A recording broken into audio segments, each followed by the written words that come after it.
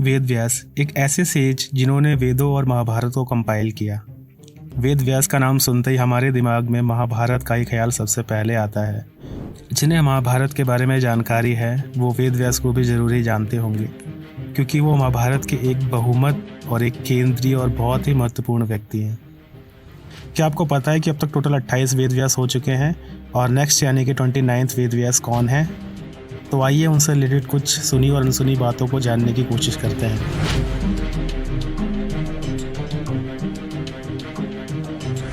व्यास पहली बार महाभारत के कंपोज़र और एक इम्पॉर्टेंट कैरेक्टर के रूप में जाने गए हैं। वेद व्यास 2 शब्दों से मिलकर बना है। सबसे पहला है वेद, जो वेदों को इंडिकेट करता है, और दूसरा है व्यास यानी कि डिवीज़न, यानी जो वेदों का डिवीज़न करे उसे वेद व्यास कहा गया है। इन्हें एक और नाम से संबोधित किया गया है, जिसमें पहला है कृष्ण द्वैपायन, जो कि इनका प्राइमरी नेम है, जिसमें कृष्ण का मतलब उनके स्किन कलर से है जो कि ब्लैक है। संस्कृत में इसे कृष्ण कहा जाता है, और हाँ, भगवान कृष्ण को भी कृष्णा कहने का भी यही रीज़न है, क्योंकि उनका स्किन कलर ब्लैक था। और द्वैपायन उनके बर्थ प्लेस को इंडिकेट करता है, जो कि एक द्वीप या आइलैंड है। इन्हें भद्रायण से भी संबोधित किया जाता है, जो कि ब्रह्मसूत्र के राइटर को इंडिकेट करता है। और वेद व्यास के लॉर्ड विष्णु के पार्शियल इनकारनेशन होने का भी मेंशन हमें महाभारत में ही मिलता है। अब हम समझते हैं कि वेद व्यास का जन्म कैसे हुआ और इनका महाभारत में क्या रोल है।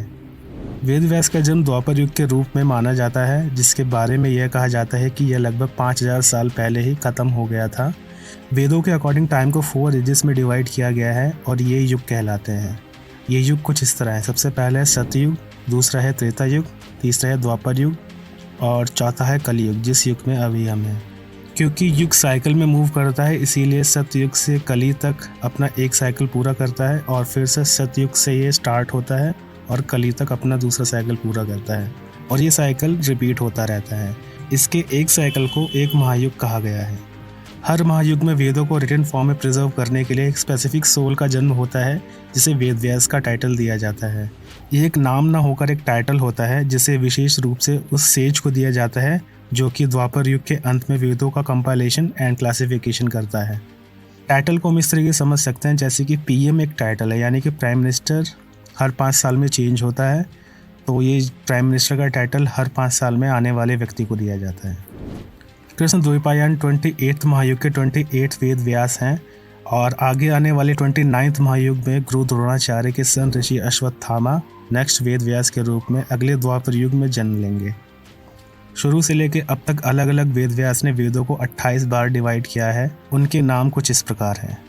पहला वेद व्यास का टाइटल लॉर्ड ब्रह्मा को मिला था, 2nd Prajapati, 3rd Shukracharya, 4th Brihaspati, 5th सूर्य, 6th मृत्यु, 7th Indra, 8th Vashishtha, 9th Saraswat, 10th त्रिधमा, 11th त्रिशिखा, 12th Bhardwaj, 13th अंतरिक्ष, 14th वारणी, 15th त्रैरुण, 16th Dhananjay, 17th कृतुंजय, 18th जय, 19th Bhardwaj, 20th Gautam, 21st हरियात्मा, 22nd वज्रश्रवा, 23rd Trinabindu, 24th Valmiki, 25th शक्ति, 26th Parashar, 27th Jatukarna, 28th Krishna Dvaipayan जो कि करंट वेद व्यास हैं, और 29th अश्वत्थामा जो कि नेक्स्ट वेद व्यास होंगे।